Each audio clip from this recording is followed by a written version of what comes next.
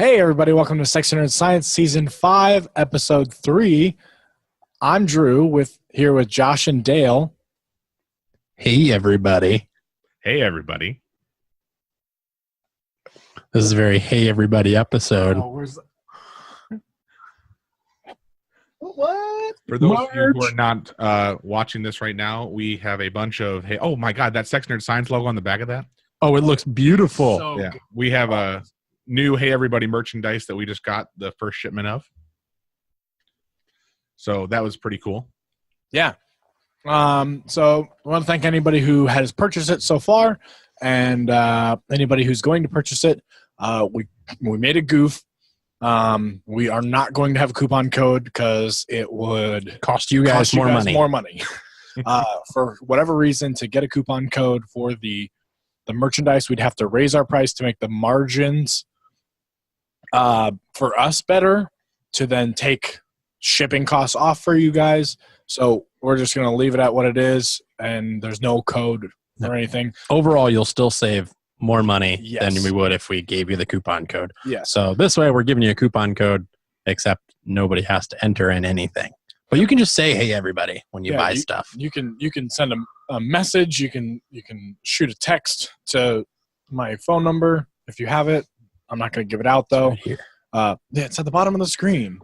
Dale, don't you fucking do that. You haven't followed through on any other things, any cool stuff I've wanted you to do, like the splat stuff or anything. Better not put my phone number on the bottom of this stuff. Call now. Call now. Call at any time. Call at 6 a.m. Drew's up. Yeah, I'm up. 3 a.m. Dale's up. I'm up. I haven't gone to bed at 3 a.m. sometimes. I'm up with Dusty. Yeah. Nice. My Like I dog said, slept with me the whole entire. that sounds awesome. Why are you so mad about that? Because it was on my big black cot. It was good and bad. Like it was good to cuddle with, but then it was bad because I couldn't sleep. It's a big dog pushing my legs off my cot. That's my dog. Anyway, so go to teespring.com / hey, is it hey everybody for that one or just everybody? hey everybody. So just hey everybody. Search it or search Sex Nerd Science. It's on there. Yeah, perfect. And it's available till tomorrow or today if you're listening to it right now. But we're probably going to extend another 2 weeks. Perfect. Yeah. And well, I think it's going to be. Is it going to be recurring like we have our? It'll be recurring every 4 days or 5 days or something. But after 2 weeks, we'll have a cutoff date. We'll probably talk about it next week. The exact cutoff date. Perfect. Yeah. Cool. Then we'll have new shirts. And then we'll have bye everybody. We'll have blue shirts. But we're gonna get into sexy news here. We did a little bit of cross or I want to call it I don't know, interdimensional Cable auto show stuff or interstate auto show stuff. Dale went to, or Josh went to Dale's house and spent the night. They had a sleepover, a slumber party, if you will. As you could tell by Dusty, Dale's dog, sleeping with Josh on his big black cot. But what do you guys do while you guys were there? Well, are we talking about? So we did a couple things while we were in Michigan. Tell me how that trip went, guys. Yeah, so it was a cold, snowy trip. Very snowy on the way there, which made my travel time very long in the Tesla. Very cold coming back, which made my travel time even longer. And I found out what happens when my car gets to 0% battery. It's not fun. So, yeah, it was an interesting drive, that's to say the least. While I was in Michigan, we had some fun outings. We went to Campus Marshes to do their winter event out there. I forgot what it's called. Winter Palooza, Winter Fest, Winter Bash. Winter Blast. Winter blast. Yeah, there's a blast so many. of winter right in your face. Definitely, it was a cold blast. I bet that's what Jack Frost says. There was marshmallows and hot chocolate and snowboarding and skiing. We've got some good pictures. Nothing? What'd you say? A blast right in my face? Yeah, I bet that's what Jack Frost says. Aha! A winter blast, right? Yeah, or whatever. To Elsa. Rule 23. Oh, What? Rule 23, Dale. What's Rule 23? If it exists in the world, there is porn of it. Yeah, come on now. What is that from? It's It's from an internet rule. the rules of the internet. Yeah. I've never heard of that before. I'm so Well, glad that's not my question. There goes that pop culture. No, that's not it.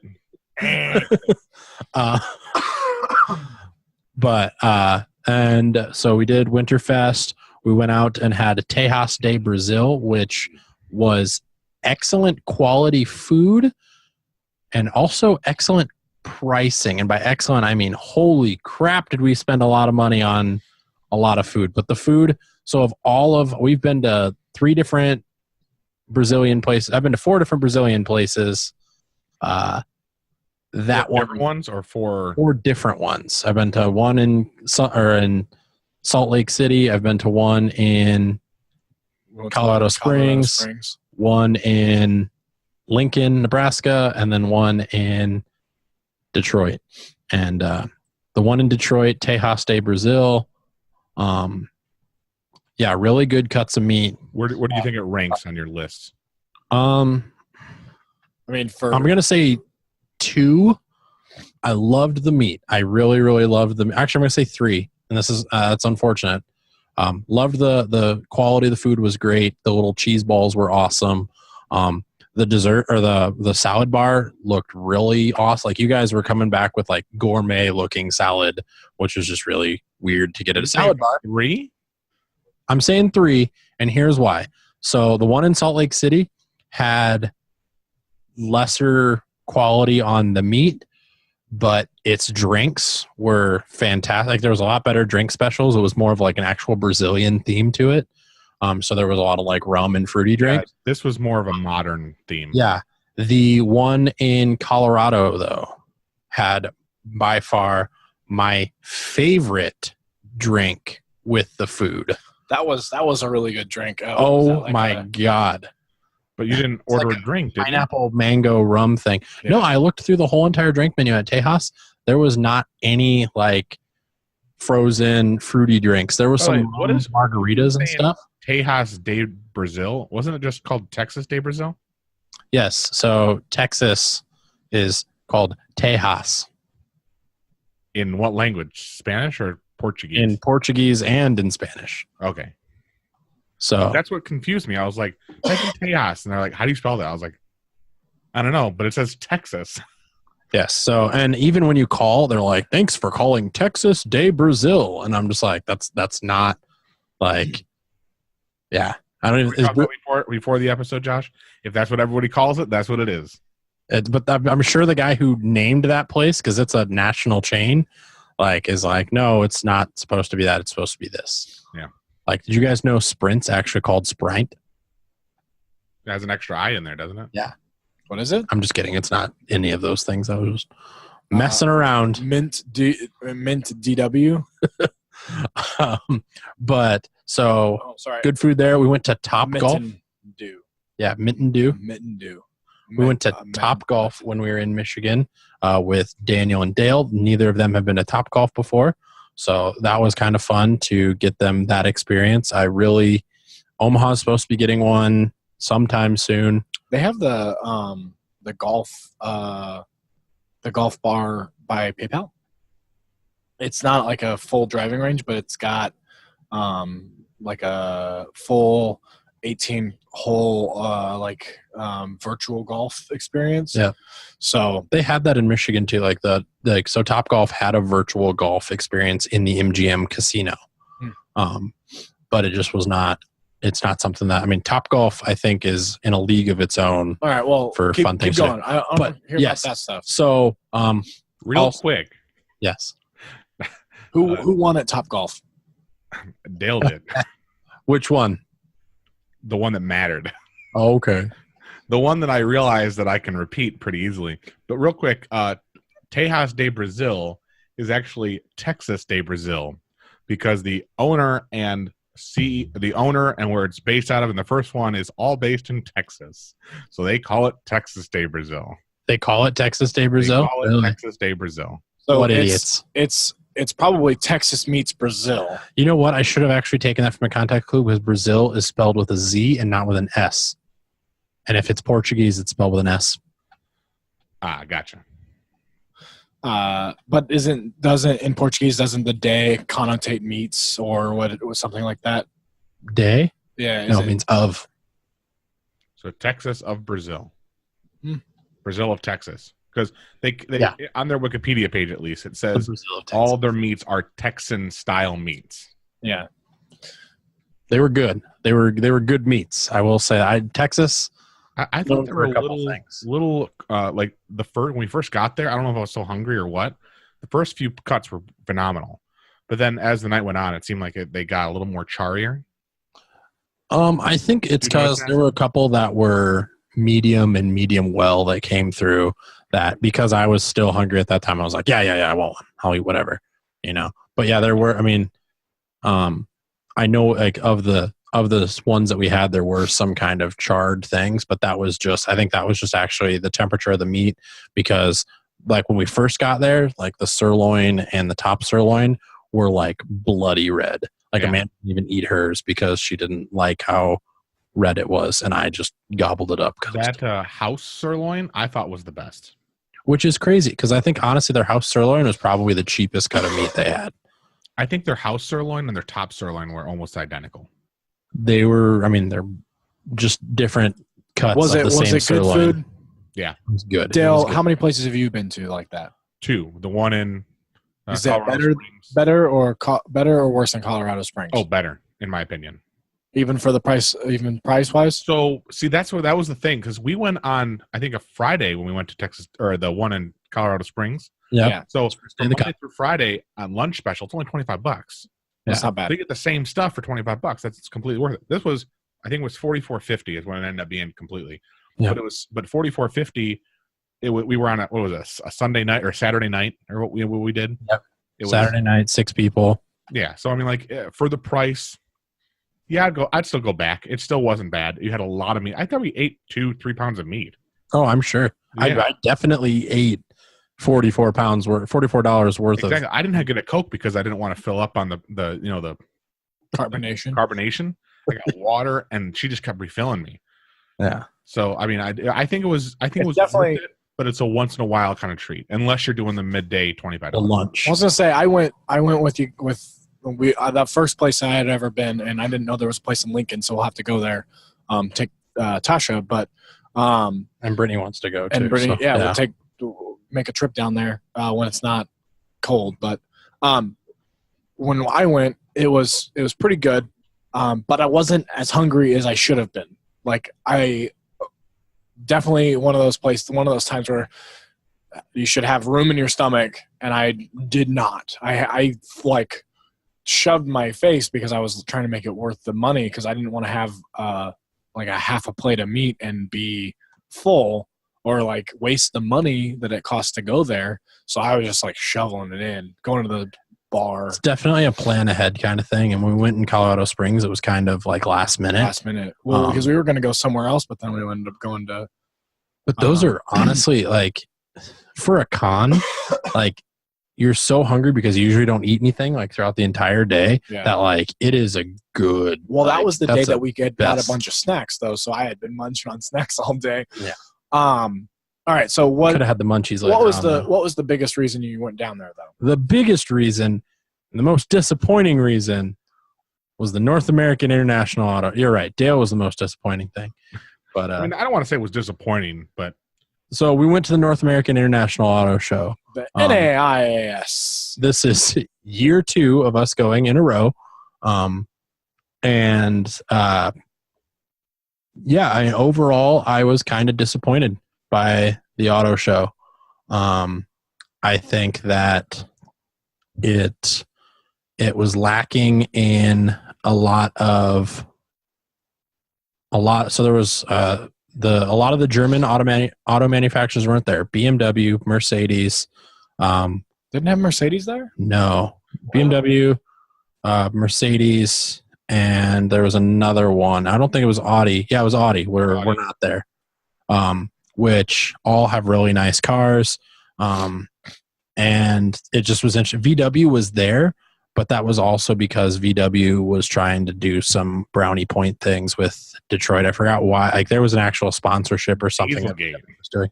That's it. Well, it was a collaboration between Ford and VW that was going on in Detroit, so that's why they made sure that VW was there. But like honestly, the biggest showstoppers were probably Ford and Nissan. Like there was a huge stage for Nissan, and there was a really big stage, and everyone's was crowded over by Ford. But that was about it. Like there wasn't much of anything. I mean, there was some, because there was less people there. There was more fun stuff. What was it? It was like the Kia off-road track was doing like off-road driving with some of the Kia cars. That was cool. Ford had an entire theater for some of their stuff. So one of the things we saw. Yeah. So we also did the Chevy was identical to last year, in my opinion. Besides, they had a Lego thing a little bit, but I thought they did that last year. They did have the Lego car. That was kind of cool. And then the Ford, completely different than last year. Ford had an upstairs last year, and this year they kind of had a little bit of upstairs, but they had, like Josh said, they had a theater, they had off-road area, because do you see the car on the back? Yep. They had the hybrid Explorer going up the track. Yep. The whole time. So that was pretty cool. That's pretty neat. Yeah, it was. I mean, so I was surprised with some of that stuff. But my biggest thing that made me feel really bad about not doing. I didn't do enough research before, and honestly, so this kind of speaks to Dale. Was like, Josh, find out what electric cars are going to go there, and I was like, okay. So like I searched. I didn't really find much of anything, and then I searched again with Dale, and Dale's like, see, all right here, do that, and I was like, all right, cool. So then we get to the auto show, and I'm using that reference point that I said, oh, this electric car is supposed to be here. This electric car is supposed to be here.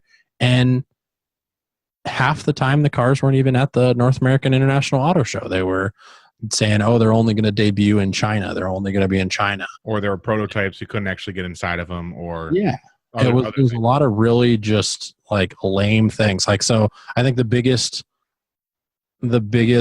synopsis for it was when we went to go see the Chevy Bolt EV, and they're like, this is the exact same Chevy Bolt EV as what was here last year, except it comes in 2 new color variations, and that was it. And I was so like, they didn't do any upgrades to it at all? It's still the Gen 1 Bolt EV for 2019, except it has 2 other color options.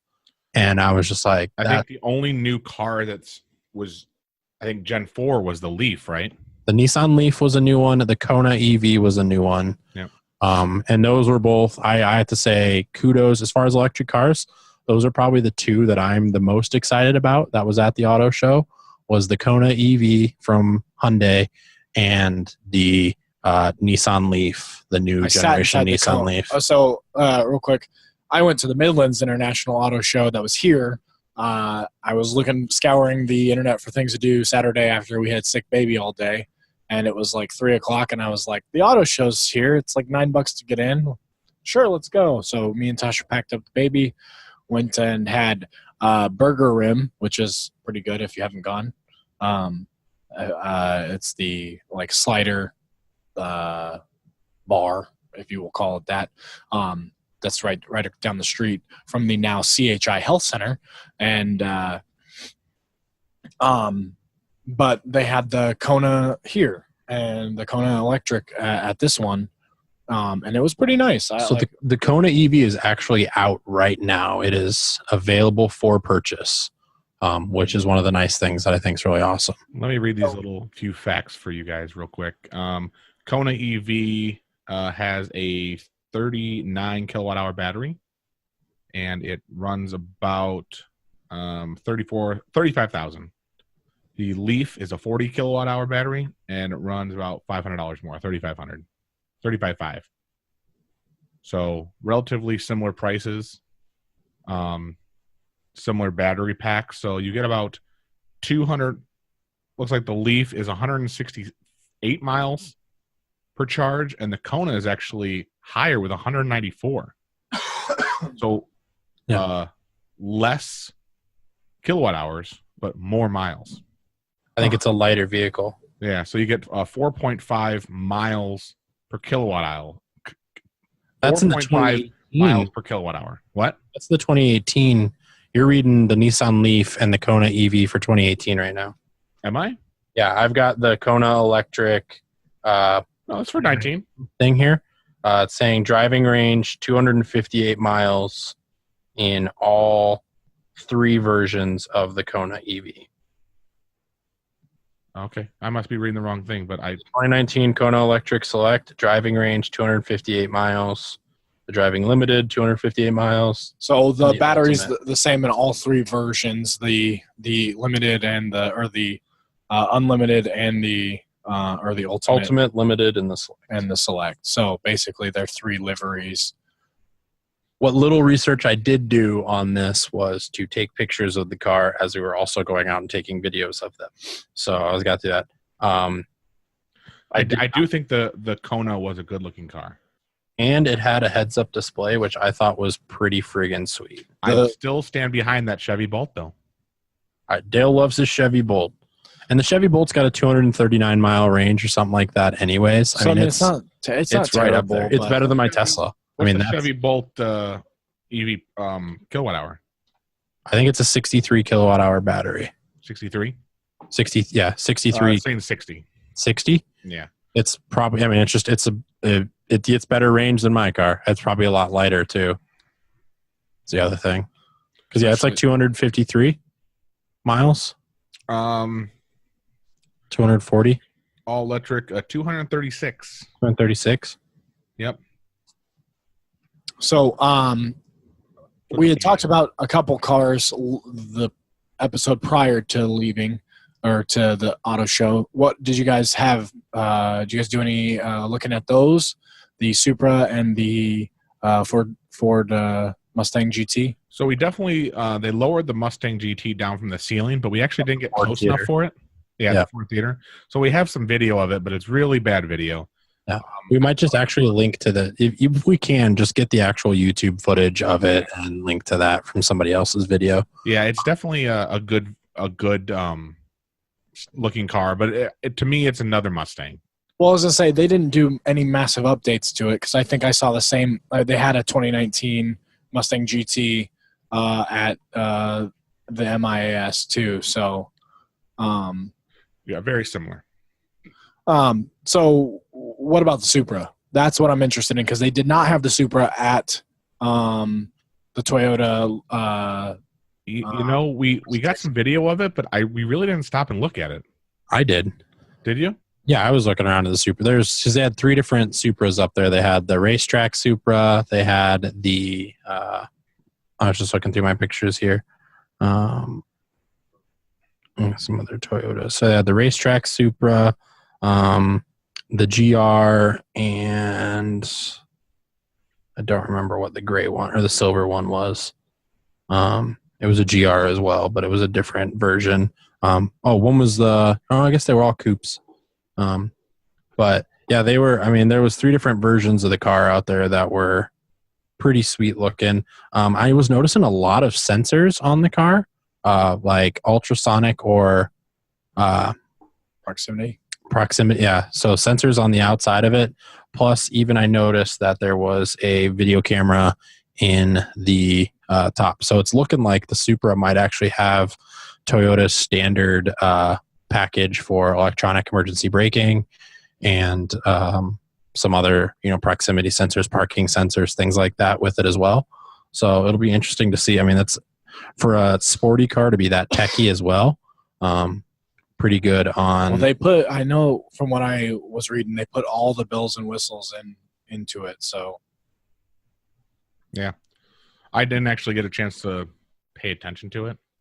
Yeah, I made sure to get a good look at the Supra. Yeah, 2 and jobs, also, guys. The Supra and the Ford. I did a good job to Mustang. do that. The other thing that I really wanted to point out, one of the other nice cars that I saw was the 2020 Lexus RCF. It was a beautiful car. I think that they had that at the show I went to. Yeah, I think it should probably be at all of them. But There's they have the performance and the track edition of the car. Addiction. The RCF track edition has a 0 to 60 time of 3.96 seconds.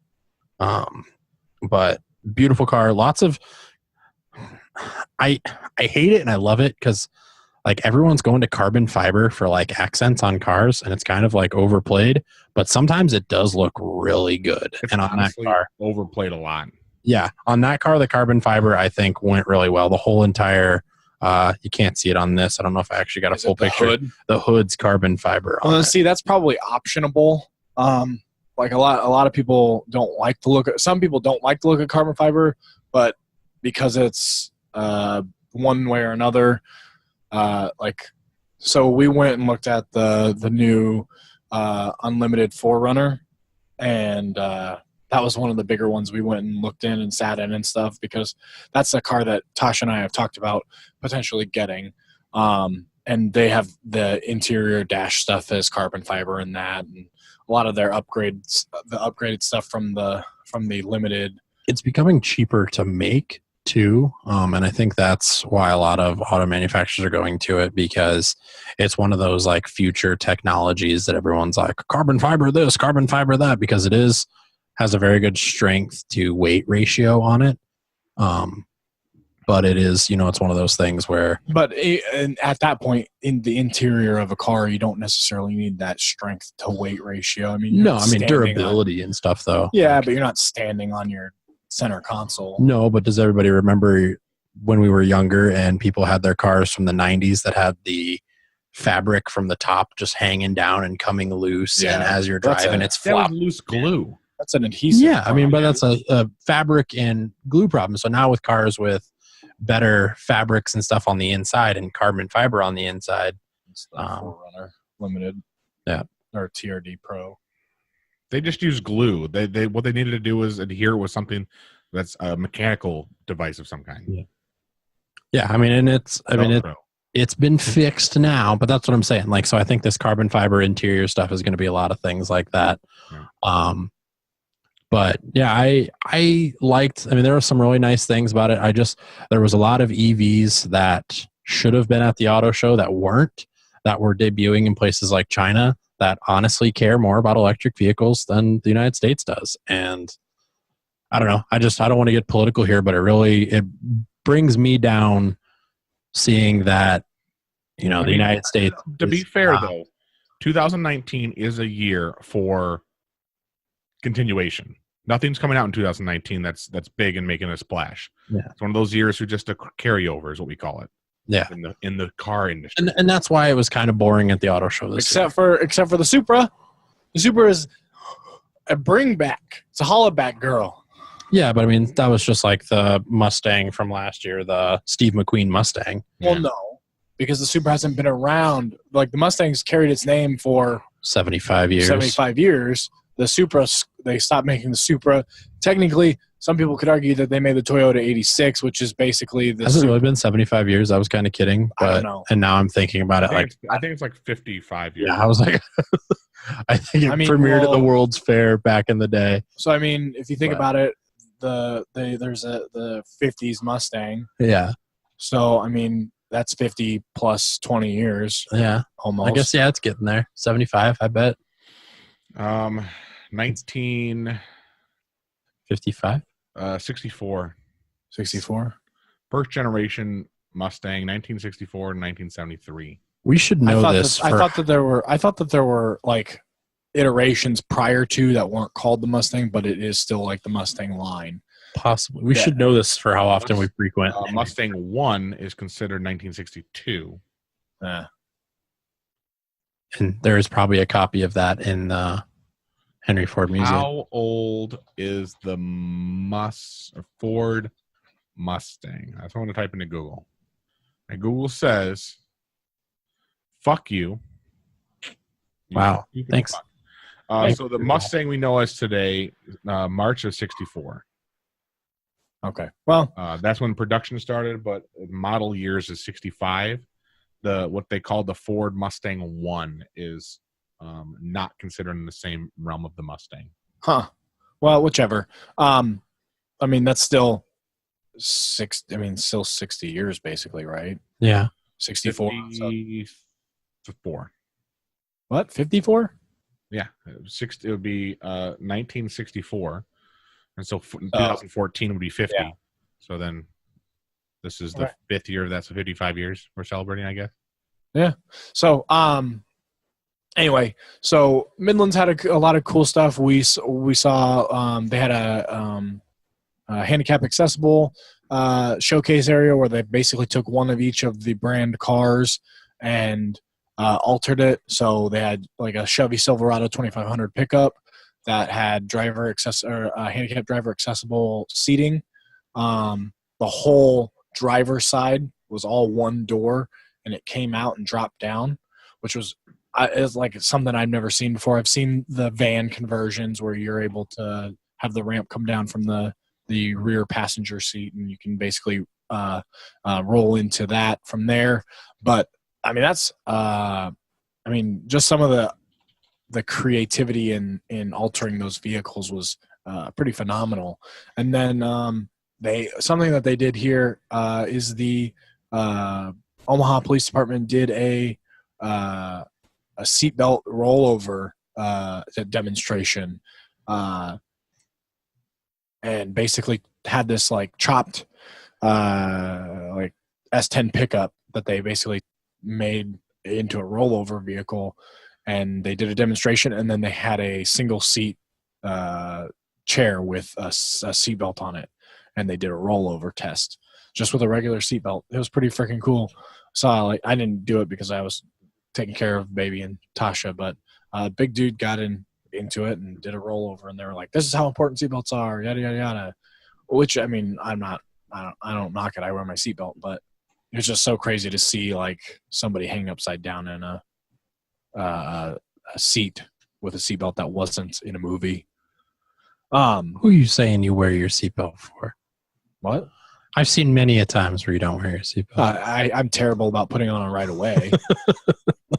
I've heard like the ding, ding, ding seatbelt thing for miles. Well, that's different. That's me forgetting to put it on and then ignoring the ding. And then just like I block the dings out, but then like I'm like, oh shit, I didn't put that on. And I'm like, click it or ticket. That's right. We talked about that when I was in Michigan. Nice. So overall, besides, I guess overall, do you guys want to go back next year? Do you think they downgraded from last year to this year? Like Dale said, do you think it's just because it's not a new car year? It's just in North America, we have a rich history of vehicles or rich history of cars. I don't think the North American International Auto Show is going anywhere. I think that it was just a carryover year. I'm definitely excited to go back next year. I think 2020 will bring a lot of 2021 vehicles that I know Ford's bringing out a lot of stuff. I know a few other dealerships are bringing out a lot of good stuff. I think next year will be a huge year for stuff. So, I'm definitely excited to go back. I know I said the same thing like 4 times. Yeah, no, I'm honestly, I mean, even though my experience this year was kind of last year, it's still something that I am planning on going back to again next year to see how everything turns out. And it'll be in the summer. Yeah, that's true. It will be in the summer. All right, so a couple things here we're going to blow through. It is the Chinese New Year as of the 5th of February. Next Tuesday. I'm sorry? Next Tuesday. Yeah, so it'll be a couple days after you hear this, and then that goes till the 19th of February. It is the Year of the Pig. So Dale's Dale's information has told me. I'm not familiar exactly, but anyway. And then the last thing that we do in Sexy News is a little segment we like to call Pop Culture Literacy, where Dale and Josh pits a question against Dale to see what of pop culture he does or does not know. Ding, ding. Round 1. Well, since we were talking about some awesome movies, Dale, God damn it. I'm going to hit you with this one. Oh, don't do any movies thing. It's not necessarily just movie thing. Who's hosting the Oscars this year? God damn it. Don't you look it up either. The original person backed out of it. Who was the original person? Oh, my God. Oh, my God. I know this. My second half of this question, if you didn't get the first one, was who was originally supposed to host the Oscars? Oh, come on, Dale. Come on. Technically, you got the first half right.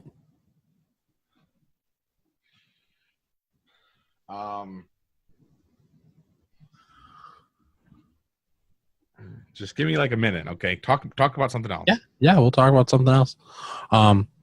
Drew, what's your Chinese zodiac? Horse. Horse. Okay. I was born in 90. I'm a So.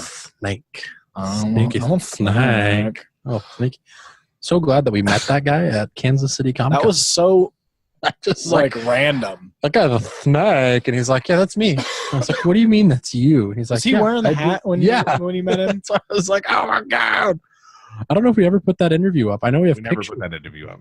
Gosh didn't darn put- it! That we was didn't- such a good interview. We didn't put any of our, we've never put any of our interviews up. We've only ever put one.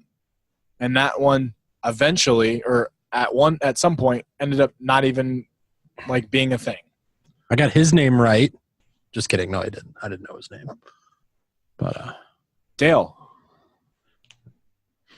Yeah, I'm leaning towards this. I know I'm wrong, but I'm going to say it anyway.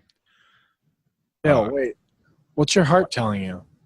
My heart telling me is Chris Pratt, but I don't feel that that's correct.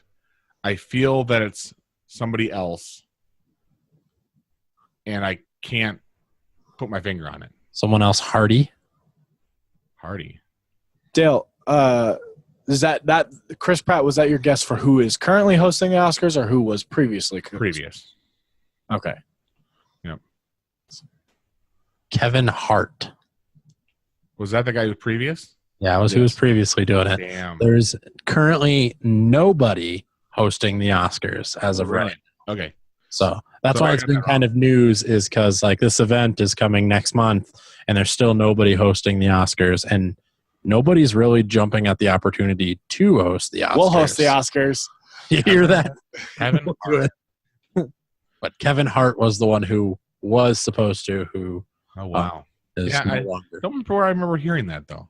It's on. Philip DeFranco had a couple episodes of it. When did It's- Philip DeFranco then? it's I haven't been watched on him in the- like 2 weeks, but Yeah, it was 2019. I started getting into other things, and this time watching. I gotta watch it all the time. A negative for Dale. There's some good. Speaking of Philip DeFranco, they're doing a lot of really good news things, and they're actually talking about marijuana legalization tomorrow on the Philip DeFranco show. Nice. But not actually on the Philip DeFranco show, on one of the news shows that he does now. So on Tuesdays and Thursdays, he has 2 videos comes out, a really good deep dive of like one subject in the morning, and then the Philip DeFranco show like normal. Is it in the called afternoon. Phil in the Deep? No, it's called it's a Rocket. What's his I can't think of his. Rapid Rocket? No, Rocket. I want to say Rocket League, but that's obviously not it. But it's one of his Rogue Rocket production. Nice. Yeah. Speaking of medical marijuana, Nerdy news. nerdy news.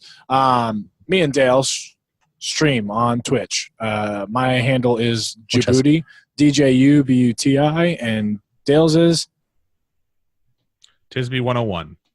perfect. Now back to the medical marijuana thing. That's not even on here. What? That's not even on here. I know it was. Isn't it down? No, Oh. we didn't edit it. We were going to talk about it next week. Oh well. Speaking of medical marijuana, we'll talk about it next week. We You know what goes good with marijuana? Movies that's a good thing. and video game streaming. Wow, Yeah. this was actually kind of That's both why, related topics. that's why I was like, I thought we were just going to talk about it because we talked about talking about it today. Anyway, we'll talk about it next week. We saw a couple of movies in the last couple of weeks, and Finally, we're all caught up on at least these 2 movies. yeah, there's a couple of movies that one or two of us have not seen. Apparently, having kids makes it hard to go see movies. Yeah, something like that. But ironically enough, these last 2 movies, or at least this one movie, I saw with both my children. So, but let's talk about Brawley first. Yeah, we can talk about Brawley. So Brawley is probably the DBZ most Brawley. the Dragon Ball Super Brawley. It's one of the, because if you do say DBZ Brawley, I just got to point this out. If you say DBZ Brawley, people are going to think you're talking about the non-canon. No, version. again, they're gonna think of this movie because it's relevant. But it's called. I mean, that was. I understand what it's called. Brawley movie. I understand what you're talking about, but because the norm says DBZ Brawley, they're gonna think of this current movie. Okay, let's Dragon Ball Super Brawley. So it came out on Wednesday last week. So we didn't record like the day before. Yeah, we didn't record the podcast then because No, it came out 2 weeks ago. That was 2 weeks ago. Yeah, on because we Wednesday. recorded the podcast and then I went to go see it. And we went to go see it. Then you came with me. I forgot that you came with. I saw it with you and I saw it with Dale. So Dragon Ball Super Brawley. What'd you guys think of it?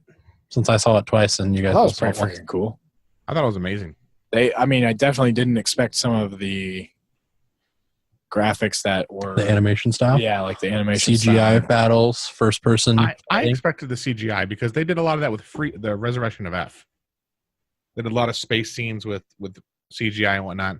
But I think they stepped it up though in the Brawley. Oh, definitely. But I thought it was in a bad way. You didn't like it?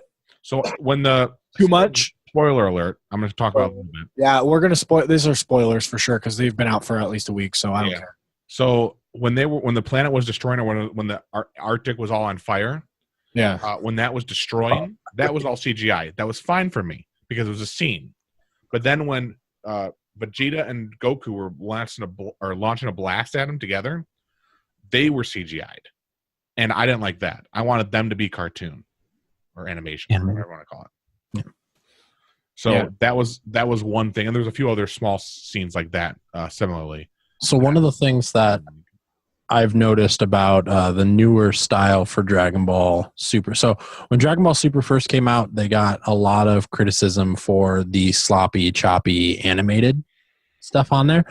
Lazy animation is what they called a lot of it, which got better and better and better as the series got on. It really was perfected around the Zamasu episodes, and then through the Tournament of Power, it was phenomenally edited. It was a really good job. Did you say this tiramisu? Zamasu. I'm kidding. I know. When am I ever going to need to make tiramisu? But one of the things that I know Akira Toriyama really liked is he's actually really a fan of the animations in like the Dragon Ball Z video games and the Dragon Ball Fighters games. I love it's like almost cell shaded and everything like that, and they're starting to become more CGI on there too. So there's a lot of really good animation CGI mixes between the two that I think that Toei Animation really wanted to bring into their, and I completely disagree with that. Yeah. I think the video games look terrible. I mean, they look fine. They're nothing to smile. I mean, they look like video games, but I don't think they look better than the cartoon or the animation does. I think one of the things that it did is it really putting a lot of the stuff with computers. You're now rendering full 3-dimensional environments that when the animation is taking place, it can take place fluidly through the 3-dimensional environments. Do I necessarily would call it lazy illustrating and lazy writing? No, I think it's creating. So they go through and they build a CGI set basically for where this is going to take place, and then as the battle's going around, the computer can map it, and then if someone gets thrown through a mountain to the northeast, it's consistently going to have a destroyed mountain in the northeast. And I think that's one of the things that is really kind of helping to bring people in deeper into the universe. Like, yes, it's not real life, and no one's asking for a real life Dragon Ball movie again ever. But it's one of those things where it does really bring you into the story. I thought, so animation aside, the story was a perfect beginning, middle, and end. It was long. It felt longer, but it felt just as long as it needed to be. Yep. I like it. It was, I love our runtime, wasn't it? I think it was still 90 minutes. I think it was only Dale did 1 hour and 41 minutes. 1 hour 40. Okay. So 100 minutes. 41, Josh.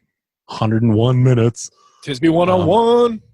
Yeah. So it's one of those things where, it played out really well. I loved the story. I loved the animation. I loved that it wasn't a Goku story. It wasn't a Frieza story, a Vegeta story. It was a Brawly story. And it was a really good introduction to a character that I think was very one-dimensional when it was introduced back in the day as the legendary Super Saiyan. There wasn't any depth to it. Now I'm excited to see what happens, going forward. I want Brawly to be a bigger part of the They've never Dragon done Ball. Brawly's origin story, right? I mean, that's So I don't think I've ever seen Super the whole thing before of the old Brawly. So in the original DBZ Brawly, that's not canon, right? No, because it was a movie. Okay, so how did Brawly come into existence in that movie? He was born at the same time as Goku, and resented Goku because he cried all the time in his pod, and they didn't really explain why Paragus and Brawly survived the Frieza attack, but it just kind of happened. So Paragus is in. Paragus is in, but the thing that really fueled Brawly's rage, which is hatred for Goku or Kakarot, basically. Mm-hmm. So in Team 4-Star, the word Kakarot is what sets Brawly off. Just like in the appearance of Goku is what sets Brawly off in that. And then in Bio Brawly, the appearance of Goten that looks just like Goku as a kid is what set him off. And then the same thing in the Return of Brawly, because there was 3 Brawly movies. Oh, were there? Movies. Yeah, we saw the Return of Brawly together in your living room. It's when Gohan, Goten, and Trunks fight Brawly. Don't remember. I remember watching in your parents' living room. The original Brawly movie came out in 1993. Yeah, we did not watch that together. I watched that with James Smith, actually. Wow. And we used to think Saiyan was called Saiyajin. Because it was only, we watched a sub we watched subbed of that movie. We didn't actually see the dub when it first came out. So we're like, oh my God, what's this Super Saiyajin? Like, is that different than a Saiyan? Like, that's like the Viacom thing. Saiyajin. Yeah. It was, but it was overall, that movie, Vegeta was a sniveling pile of garbage and was like, oh, it's the legendary Super Saiyan. I'm not even going to try to fight him. And then like Goku won with the power of friendship or some shit. Yeah. And it was just a really dumb, it really had nothing compared to this movie. This movie did not play out like that. It was a great story about Brawly. It was a great story about Planet Vegeta. It brought back, it made canon. So Turles was, Vegeta's brother is canon. Goku's brother Raditz, obviously Goku's parents, Bardock, and his mom, I can't remember. It introduced a really fun female character too. Let me ask you this question. I'm sorry to interrupt you, Josh. No, it's okay. Resurrection of F and Battle of the Gods were not canon? Yeah, technically. Because then here's the thing. They did the Super TV show, and then that retold those stories. So technically, Dragon Ball Super is not canon.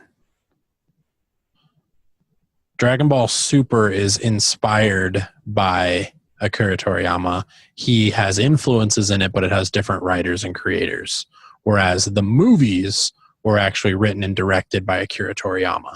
So technically, the movies take canonization over the series. So how do you spell Akira Toriyama? Oh, man, I have no idea. A-K-I-R-A, I think. Okay, so the director and writer for Dragon Ball Super Brawly is Tatsuya Nagami. So who's the creator? Who's the storyboard creator on that? I don't know. So I just want to.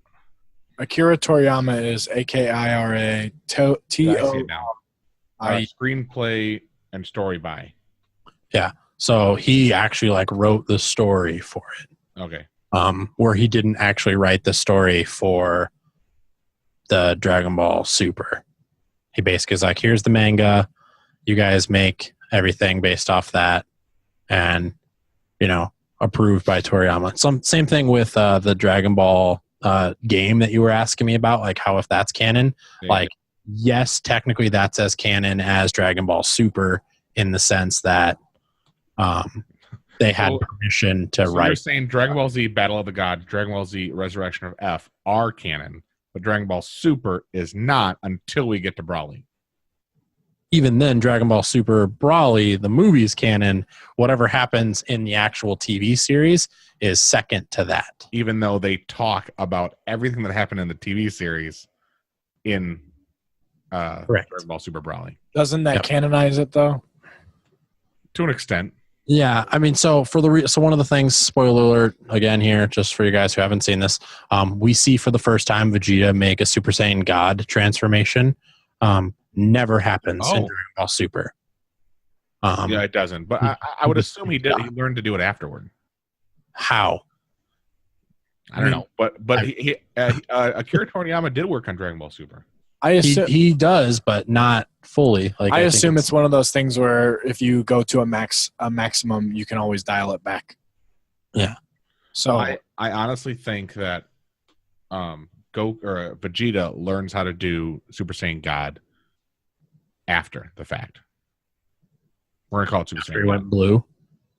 Yeah, because it looked like, again, I don't think it's as much power as blue, but it's more speed and focus. Yeah, it's a different thing, I think, with the Super Saiyan God power. I'm assuming it's unlimited ki, which is kind of cool. You think so? I mean, the gods have unlimited ki. Oh, do they? That would make sense. Yeah. I mean, that. So you don't have this, but I think the God powers wear off after a time limit with Super Saiyan God, at least. Now, but it's also not as strong. As far as the merging goes. Yeah. So the real thing that everybody was loving about Broly is the Gogeta canonization. Yeah. So as far as that, when they were doing the mess ups, they said it lasts for 30 minutes. Is that a minimum of 30 minutes, or is that? So it lasts for 30 minutes or until a certain amount of power has been used. I was gonna say because I feel like they would have exceeded the power, and this is where my thought was going, is I feel like they would have exceeded the power in that fight, but I mean, still would have that fight could have drawn. It has to be not a specific number. It has to be like a use for it, like a percent of it. Yeah. To be fair, I mean, so the last time we see it getting and again, this is from Dragon Ball Z. So again, same kind of problem we had with the movies and stuff is we see Gotenks defuses after using so much power. He uses the same attack a ton of times to try to beat Super Buu, and it ends up just popping him apart. But is that power or was that time? It was power. That's what they said. Because they like 7 episodes. That could have been 30 minutes. It's because they just fused and then they did like 2 attacks, but like the second attack they did was super powerful and it blew them off. I mean, I feel so. If they didn't split from Gogeta, what that makes me say is, I bet Gogeta. So that was a lot of power that we saw demonstrated in that for sure. In fact, so if Broly had the power of the Ozaru, which is the great monkey form personified, Gogeta had no problem beating that. I don't think he even broke a sweat. It's not even double because it's multiplied. That's true. So it's not just an addition. It's not an addition. It's like an exponential add-on. So I bet that, what we saw done in there wasn't even full power for them. That was like Shaggy level power, right? Yeah, it was like 10%. Shaggy given 10% of his power, maybe. So this is the DragonBall.fandom.com information. It was first introduced at threat in Majin Buu. Nearly thing. Fusion only lasts for 30 minutes. I watch the fusion separate back out.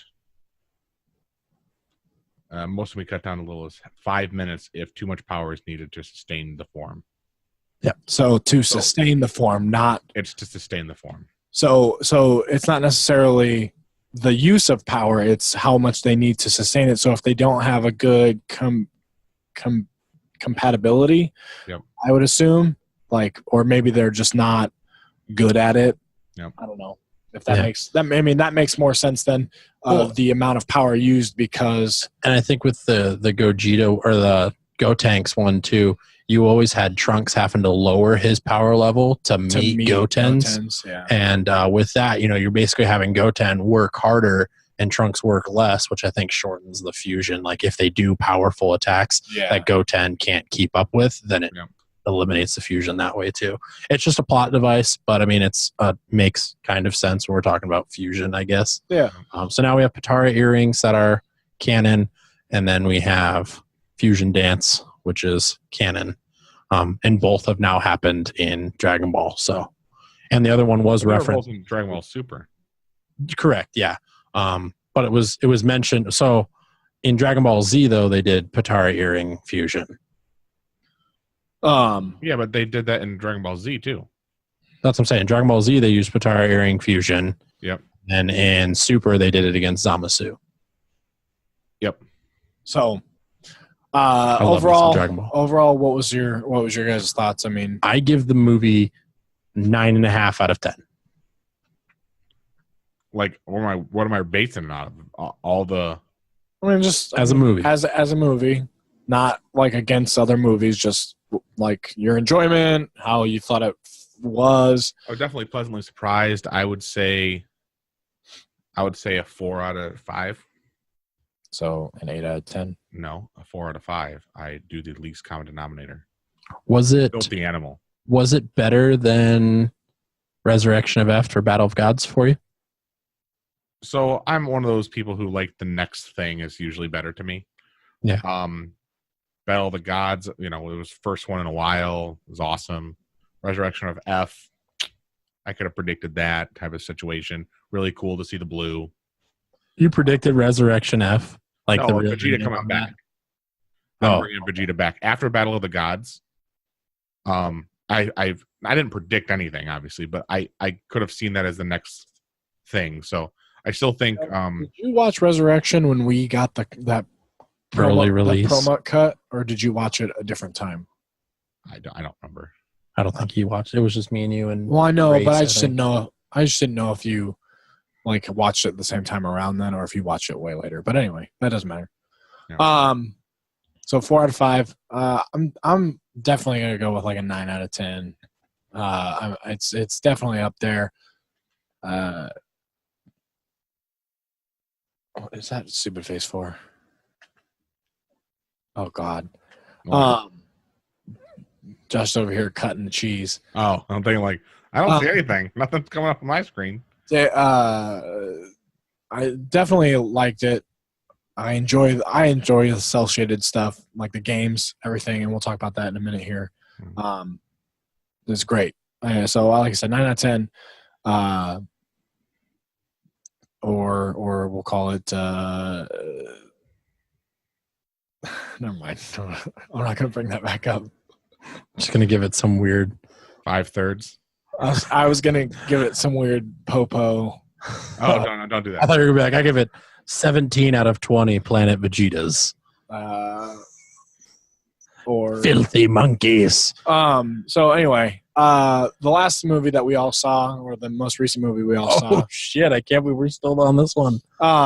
So we saw Spider-Man Into the Spider-Verse. What's up, Danger? Yeah. So you saw that a while ago. Dale saw that a while ago as well. I saw it twice this week. We went Monday with Thea. Tasha and I saw it with Thea. Empty theater. We had one whole movie with a baby, and we made it like 60-70% of the way through without her getting fussy. Oh wow. And then we were like walking around the theater, and she was just like, but it was still good. I loved it. Did not stay for the end credits scene. I thought it was over, and I was so glad I went back. Yeah, it's worth going to see it again just for that end credits scene. So, Dale, did you see the end credit scene? Spoilers, can you remind me?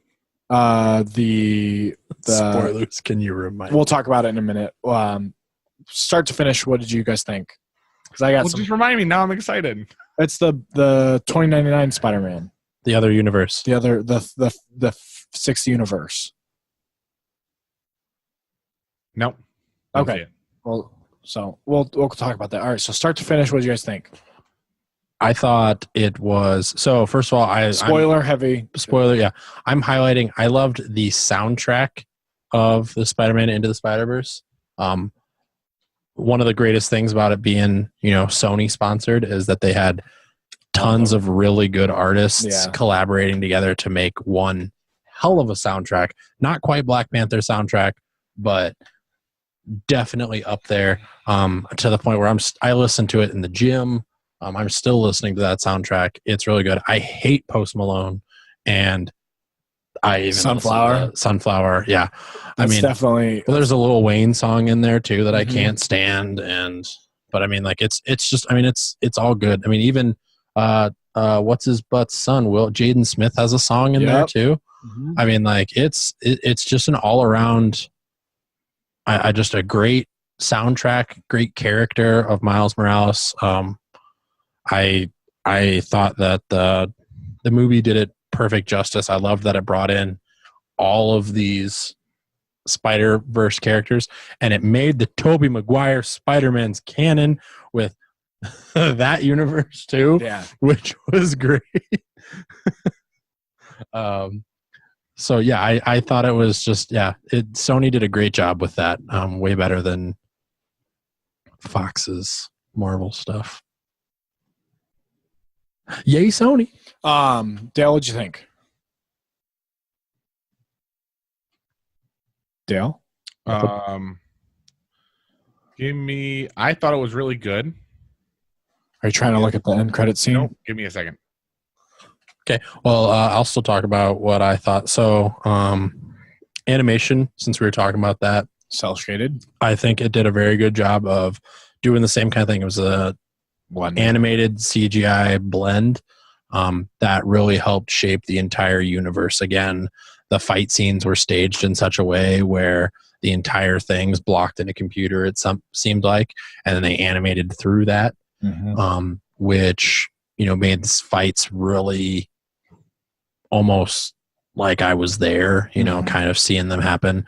The interdimensional stuff was fantastic. How'd you feel about Fisk? So it was very caricature, like hyperbole of what I think Wilson Fisk would have been like. I mean, it definitely played to the Kingpin character. But yeah, it was definitely one of those things where I felt like that was a really big exaggeration of what Wilson Fisk was. My favorite Fisk, honestly, is Daredevil's Fisk. Like, don't get me wrong, I loved the other. What was it, Michael Green? From the first Daredevil movie. But the Daredevil TV show Fisk, from Netflix. I wanted to point that out. Yeah, really humanized the character and made him more of a Kingpin. I enjoy a big we're talking about Fisk. Yep. So I didn't personally like the head in the middle of a square body Fisk. I was okay with that. I didn't like it. Yeah. The no neck Fisk. Even no neck is fine, but he was literally, his shoulders went way above his head. Like, if they would have brought that down and not made it so, he literally just, I just didn't like that. That was the only thing I didn't like about the whole movie. And I didn't even, after I went, I don't like it, I didn't care about it anymore. Like, I said, whatever, not a choice I would have made. However, I'm not the one that did it, so I moved on. Yeah. Dale, Josh was talking. We were talking about animation and everything like that. It's cell shaded, which is kind of what you were saying you didn't like about the Dragon Ball Z games. It was a choice that they did, and they kept it throughout the whole thing. And the way they did it, like a comic book style, I really enjoyed. But I was having tummy issues during it, so I didn't actually see some of it. So what I did see, I liked. But real quick, I had to leave for a second. I just got an emergency alert on my phone saying that apparently we're using too much power because the plant can't keep up by our house. And they're asking everybody to lower their temperature in their house. Isn't it so?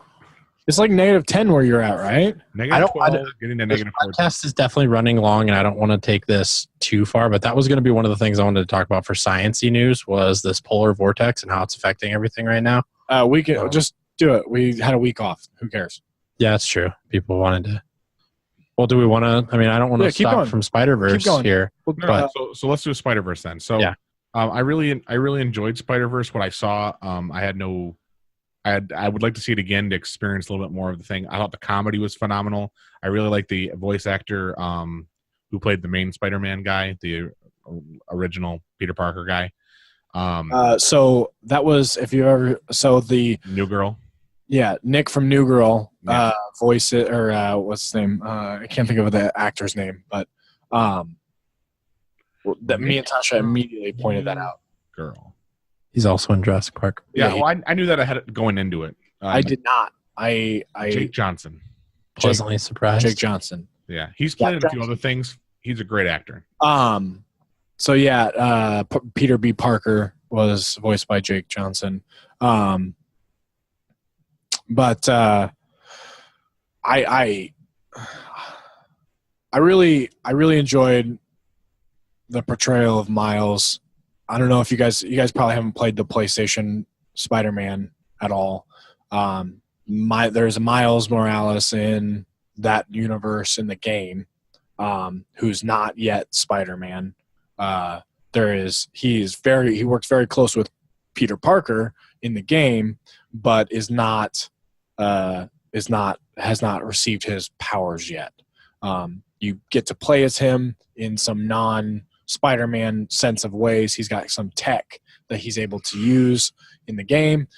But they do a really good job. But I've always pictured, and maybe it's just because I didn't get a Spider-Man Miles Morales in the game, but this is more so how I pictured Miles Morales is kind of quirky, and not so they made him not so good at doing things that you assume teenagers are just kind of good at doing, like talking to people, So he's portrayed as the black suit Spider-Man, Miles Morales. Yes. Okay. And so, I mean, it depends on the suit in the movie was different than the suit that he typically wears. The suit that he typically wears was in the set of Spider-Man suits in the movie. If you saw that in the Spider Cave, I guess I'll call it, the Bat Cave. Yep. The suit directly to the right of the original Spider-Man suit was his actual suit. He took the Spider-Man suit and spray painted it and made it his own, which I really enjoyed. I love that. It's a really good iteration of the suit. It was really nice. And the Spider-Gwen hood. Huh? And the Spider-Gwen hood. What about it? Miles Morales has a hood too. Oh yeah, that's just his jacket. I mean, that's one of the iterations of Miles that he wore a jacket. So, and the shoes. And the shoes, yeah. Which somebody posed the question on Facebook is how does Spider-Man stick with his shoes on? Or with his gloves, because he had gloves on too, doesn't he? But gloves is kind of a different thing, but if Spider-Man, not the gloves. It goes through the fabric on the gloves. If Spider-Man wears boots, a kind of a booty thing, he says it's a onesie, but you still got to wear some soles or something in there. So anyway, that's beside the point. Love the animation. I love cell shaded. I've loved cell shading since basically Wind Waker. That comes up often. But the Stan Lee deal, the Stan Lee cameo was phenomenal. Did you stay for the tribute for Stan Lee too? I did stay for that. Holy crap! So the tribute for Stan Lee pre-credits I stayed for. I thought that was going to be it because I thought that was all, and so Tasha and I had left. But today I went and saw it today with Charlie, and I forced her to stay because I can do that because she's a 3.5-year-old. Weep like a little girl like I did? I did the first time. I cried about the Stan Lee thing. The second time I was kind of rounding Charlie up to be like getting ready to go. So, but to like stay, but to get ready to go. Oh man, it was tough. It was very tough. So I like the Spider-Gwen was awesome. I liked the Peter Porker, Spider-Ham. I like that Nick Cage played Spider-Noir. And then Penny Parker and that whole, like, everything about those characters was great. I actually, I don't know if this is right, but between Toby, Andrew Garfield, Tom, or was it Tom, the current one, Tom, and then all the, what? Dale, you're muted. You're muted. Tom Holliday? Tom Holland. Those three, plus the Miles, the Peter B. Parker, and then Nicolas Cage, Penny, and Pig. The pig, who is voiced by John Mulaney. Is that Spider Pig supposed to be like from the Simpsons reference? No, well, so there's Peter Porker. Spider-Ham was like a offshoot cartoon, like a real cartoon. But between those four the four Spider-Man in that, plus the three original, there's been more people who have portrayed Spider-Man in feature-length films than there has been Wolverine that's played himself, or Hugh Jackman has played in all the Wolverine movies total. So more people have played one character than one person has played one character. I just thought it was funny. I'm picking up what you're putting down there. I mean, I got it, but I think you said it wrong. Okay, so cool. We're going to move on. Yeah. Speaking of cool. Oh, the end credit scene, real quick. The post credit scene. There was 5 dimensions that opened aside from Miles's dimension. Correct, Dale? There was then at the end a 6th dimension that was talked about where the everything went back to normal. However, 2099 Spider-Man goes back to literally the first the 1967 cartoon Spider-Man, and it was really freaking hilarious. Okay. You're pointing at me. No, who pointed first? I don't know. Sounds good. It was fun. There's a meme for that too, Dale, just in case you didn't know. But speaking of cool, let's talk about this polar vortex coming from the north. So as you heard, right now it is -12 Fahrenheit, -24 Celsius. And wind chill fucking like negative. Negative a lot. Yeah, probably like -30, I think is what I was seeing, -35. I don't even know where to find wind chill. Soul crushing. It should be the real feel, or the feels like. Yeah. When you're looking at your temperature. Yeah, Detroit's really cold. Chicago's really cold. So Michigan, Illinois, and Minnesota have all declared states of emergency to deal with the just the super cold. -33. -33. It is -3 here, and the wind chill is -19 in Nebraska. Yeah. So even Nebraska actually, I think, is colder than Antarctica right now, which is just kind of crazy. Like colder than the coldest part of Antarctica right now. There are parts of Antarctica that are like 40 degrees. Yeah, it's a big deal. So one of the things that I kind of wanted to talk about, just the people using this cold to further the climate change denial. I mean, be like, oh, it's so cold. Where's global warming at? Blah, blah, blah. And it caused the NOAA, the National Weather Service, basically to like tweet and be like, hey, yeah, warming temperatures create warming seas, which pull moisture into the air, which make polar vortexes and things like that come further south than they should. So, yeah, definitely can still be blamed on global warming and climate change. I don't know who would tweet that it's not. Yeah, National a lot of people Oceanic and Atmosphere Administration. Yeah, NOAA. But I mean, the president did, and there's a couple other people that have said similar things about global warming. And it's just one of those things where, you know, this is one of those. I mean, I can't stress it enough that it is not a farce. It is something that's real, just like vaccinating your kids is another problem, an anti-intellectual problem that we're having right now in the United States. That's just further making things worse. So, yeah, polar vortex. I think, I mean, honestly and sadly, probably hundreds of people are probably going to die in the next, since yesterday and today. I know there's been like 4 deaths in Iowa. Lots of people stranded in vehicles today. We were going to have D&D on, I think, Monday night, and we canceled it, not just because of snow, because of the cold.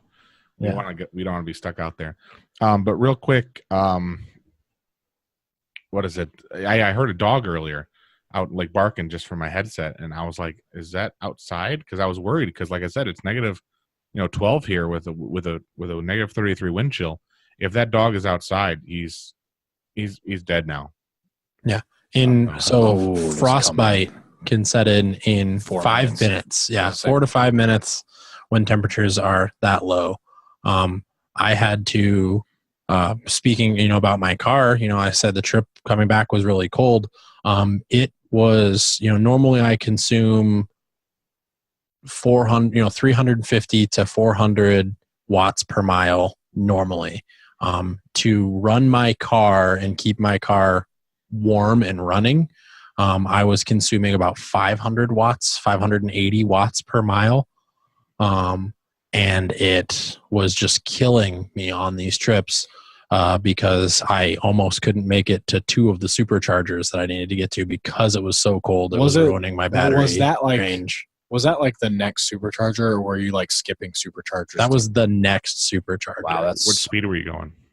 So I left Iowa City with a 99% charged battery, 188 miles of range to drive to Des Moines, which, Dale, can you please look this up for me? But I just want to kind of talk off the, I believe it's only 120 from Iowa City to West Des Moines. Yeah, it's like 122 miles, I think it is. I think it's 130. 119.9. 119. Okay. So where I was at, my car told me I had 189 miles of range. I drove that entire way at about 65, if not slower than that. I drafted behind a semi truck to kind of cut down my wind resistance. And then when I got into Des Moines, I had about 17 miles of range left, and the charger was 18 miles away. I was driving 40 miles an hour in a 65 mile an hour zone. Oh, dang. With my hazards on the entire time. And then the last 3 miles of that trip, where I had 4 miles to go, I turned off my heat in my car and my windows were all fogged up, and I made it to the supercharger. I put my car into reverse and my car died. So luckily my car was in gear when it died, and I was able to literally get out and push my car the 5 feet into the parking spot to back it up. But it was at 2 miles of range on my battery when I got there. And then as I was backing up, it went from 2 to 0. And that's because as I left Iowa City, the temperatures in Iowa City were positive, like 1-2 degrees with a slight wind chill, bringing it like -5, -9. When I got to Des Moines, it was -25 with the wind chill. which was just killing everything, battery, everything. I mean, it was just crazy. And then I went from Des Moines to Iowa City, or not Des Moines with Shelby, Iowa, which is one of the new chargers. So it used to be just Des Moines to Omaha, which is about 140 miles. I would not have made that trip if I having my current car, but they built one in Shelby, Iowa, which is a little closer, about 89 miles. I charged my car to 170 miles and made it to Shelby with a 0 miles of range left on my car. Dang. When I parked. And then because my car was so low, it couldn't even start charging it until like it trickle charged in a little bit. So like it would like, you'd see it like skyrocket in kilowatts, and then it would go back to 0 and skyrocket. And I thought my car was busted. That's for the second time. It was one of those things where it was really a shitty situation driving electric cars. And I don't want to, I mean, this isn't like, oh, electric cars suck in the cold. Like I had 2 of my 3 employees just couldn't start their cars this morning. I couldn't start my car this morning. It's not just an electric car problem. It's an every car problem. Well, I mean, yes, but at the same time, it's the same issue. It's the battery that gives you the problem. Yeah, but I mean, like, so fuel economy in cars is greatly reduced in cold weather as well. A car that would normally get 30 to 40 miles to a gallon, you know, at a good car, you know, that gets 40 miles to a gallon is going to be down in the 20s. So does that affect it? Like right now it's -12. Obviously the cold will affect it to start, but once it gets warmed up, will it really affect it? So it has to stay warm. The gas doesn't. So the gas tank itself doesn't warm nearly as much as the interior cabin and the engine. Yeah. Mm-hmm. So part of what kills gas mileage is the amount it takes to burn that fuel, and just like putting like or I guess not just like putting cold water in a pot of water to boil it, but to burn that fuel, you have to warm it up, and it doesn't. I mean, it just doesn't work that same way. So in an internal combustion engine, your oil lines usually don't stay hot. So with oil problems, getting into the engine, you run into problems where your engine can seize up because of lack of oil, because oil is so cold even in the engine that it's still not, you know, cold, you know, still not good enough. The reason Wasp is on Netflix. Oh boy, I'm gonna watch that.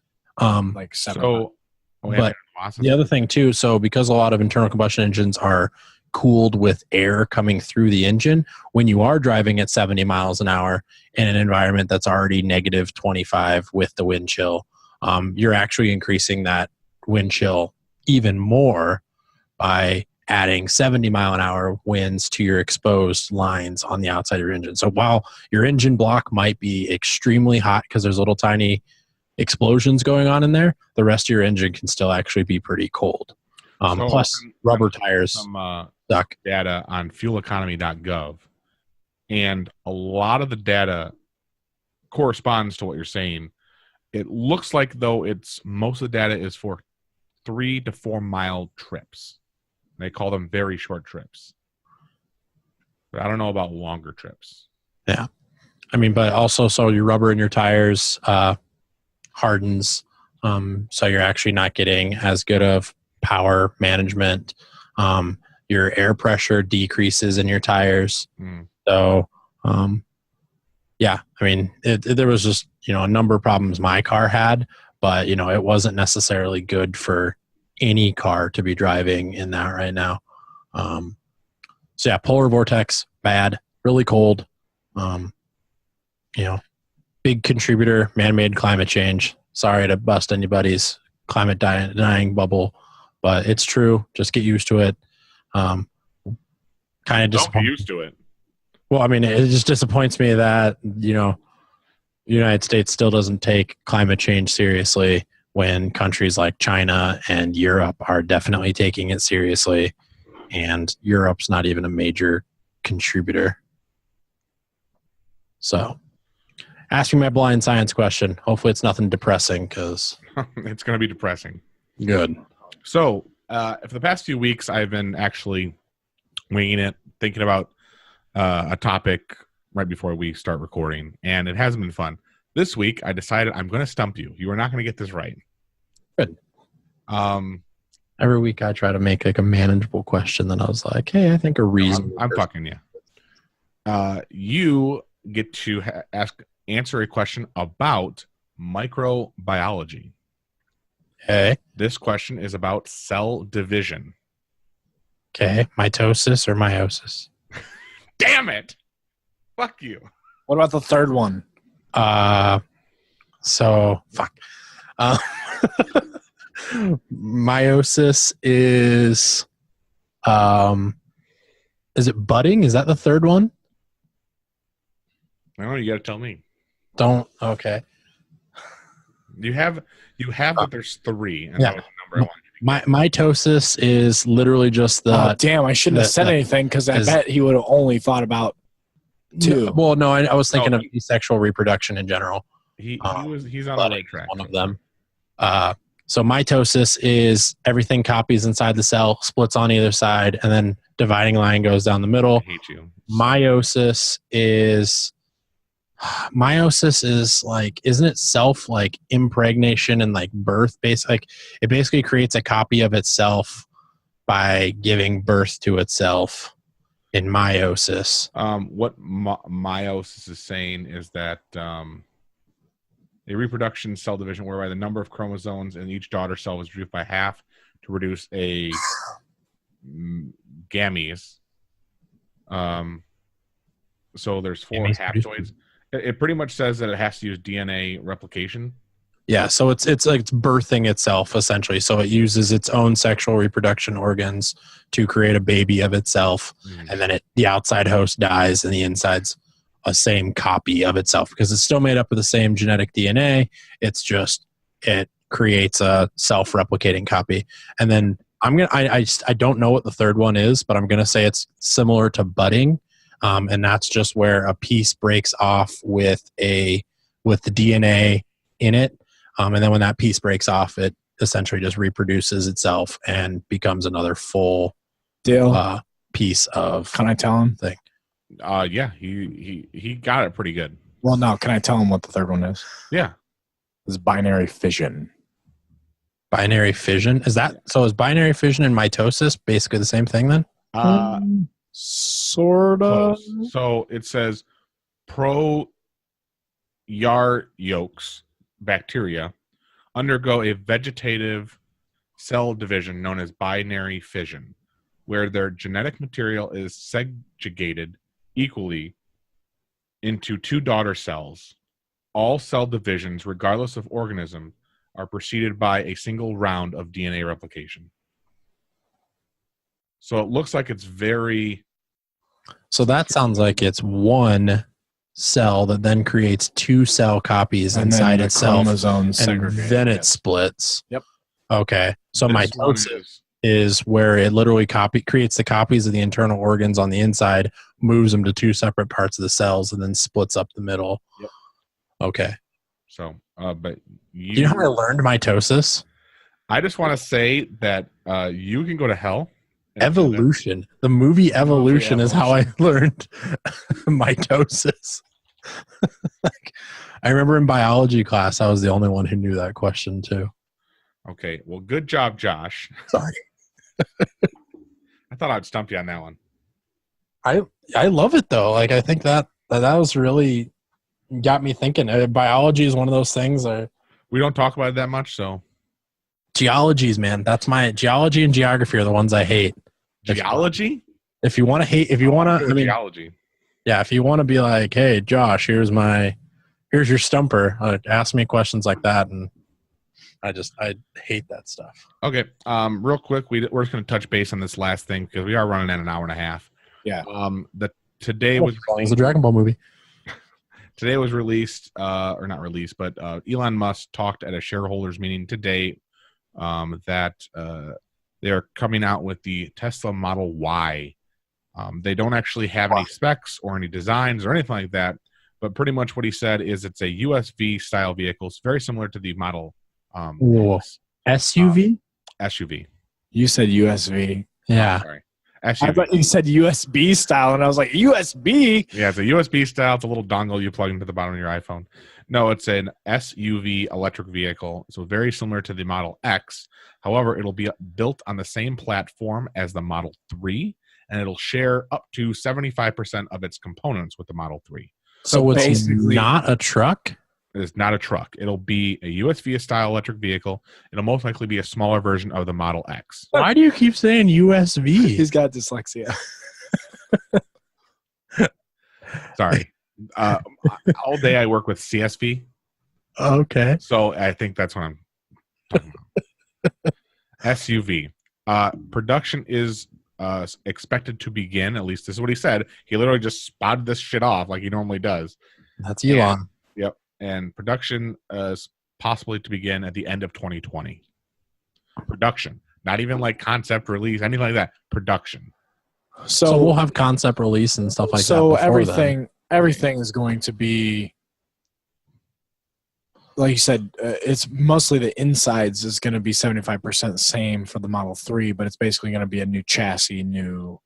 No, it's going to be built on the same platform, which means because The S and the X are on the same platform. Same chassis, same everything. They're just going to do new basic body construction. as far as I know, yeah, I think so. Okay, so they'll have the same like interior, probably same interior, same seating, same. Yep. All the other interior stuff will be the same. They'll just mold it to fit. Yep. And they also say, I mean, this is just based on TechCrunch.com is an article that I've been reading. It also says that because the gigafactories are all producing the Model 3 already, and they're going to try to make it, like I said, similar platform or same platform. A lot of the startup stuff is already done. So as far as the ramp up, it'll be a lot quicker to ramp up. Well, that's initial cost will be down. A bunch of other stuff will be down. So Gigafactory is still only 50% complete, I believe. I believe it's even less than that. But yeah, it's still one of those situations where it's a because all they're going to have to do.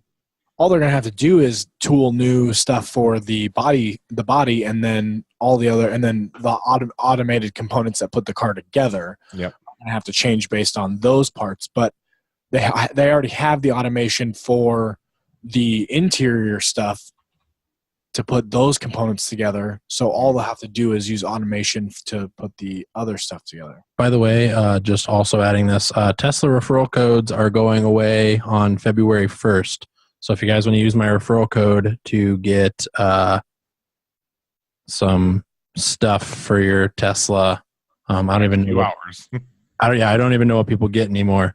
You get 6 months of free supercharging towards your Tesla if you order with my dealer code, my referral code, which is http://ts.la/Josh8056. There you go. Call that. Put it right here on the doobly doo deal. Yep. But yeah, so if you guys want to do that, Can't that call would it be awesome. doobly-doo. A boodly-boo. Boodle-diddly-doo. All right, everybody. Go ahead, Drew. You got it. Thanks for watching and listening and waiting and wishing. Buy our t-shirts. Buy our t-shirts. Hey, everybody. It's Sexy Nerd Science on Teespring. Love it. Like it. Leave it. Bye. All right, guys. Thanks for tuning in to Sexy Nerd Science Season 5. Make sure to like us and subscribe on Facebook, YouTube, and Twitter. Don't forget to check out our merch on Teespring and support us on Project Nerd Patreon at patreon.com/projectnerd.